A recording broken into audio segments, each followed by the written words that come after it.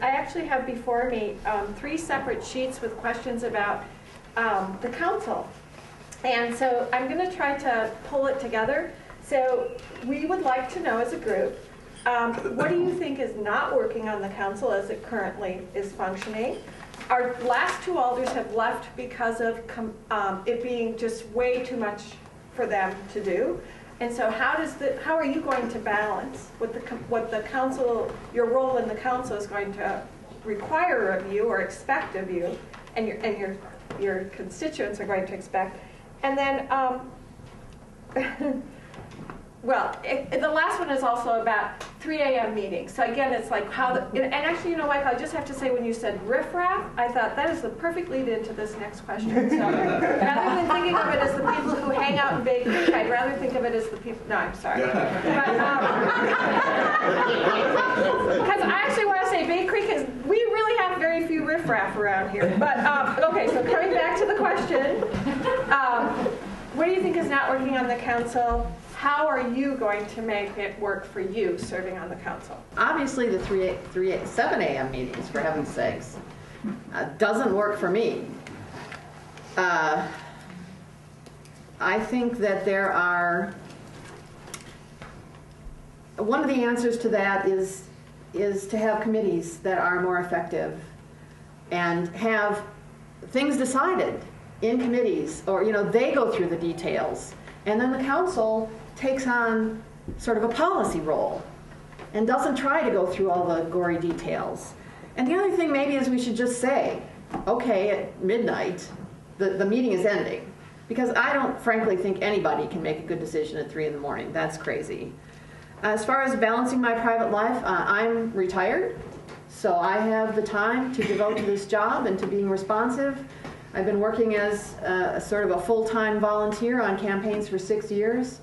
And I'm going to devote that time to being on the council. So I'm lucky. I'm lucky that I have the time to do it. Remember all parts of the question to go with. What's not working? How are you going to balance? I agree to some extent with Sue about what's not working. In that, if you look at the county board doesn't have these problems, and that's because a lot of business is done in county board committees, and that those committees have a great deal of autonomy. But I think beyond that, the reason the meetings go to 3 in the morning, to 4 in the morning, or 7 in the morning even, is mostly because people want to come and testify and people want to be heard. And they want to be heard, and they keep talking and they keep talking, and they keep having the sense that they're not being heard and that they're not being listened to. And it becomes a kabuki theater. Everyone's going through these rituals, and the elected officials aren't listening and the people keep talking. But they keep talking because they want to be heard so much, which is why I think we need to have processes and a culture early on that listens to people and brings them into the process. Because then you don't end up at the last minute holding meetings till 7 o'clock in the morning. If you feel at the start of a process that you were there, you were listened to, you were treated fairly, maybe you won, maybe you lost, you're not going to be there at 7 in the morning hoping someone listens to you at the end. So I think that that's a big part of it. And again, culture and processes.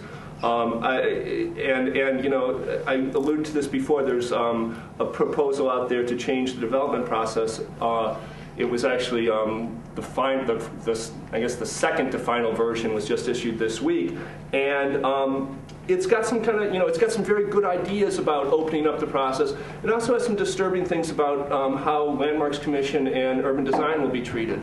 So I think that's got to be looked at very, very closely to make sure that it doesn't change the culture or the process too much. There's some good things there about pre-approval steps and neighborhood associations that I think you'll all like, actually. So, I just want to add one thing that I forgot to say is that I'm an adjunct instructor at Edgewood College, which means I'm underemployed. I currently do about 20 hours of volunteer work a week, which means that I have the time to do the job. I expect that will go up to about 25 or 35 being an alder, but I do have the time and the energy and the willingness to be responsive.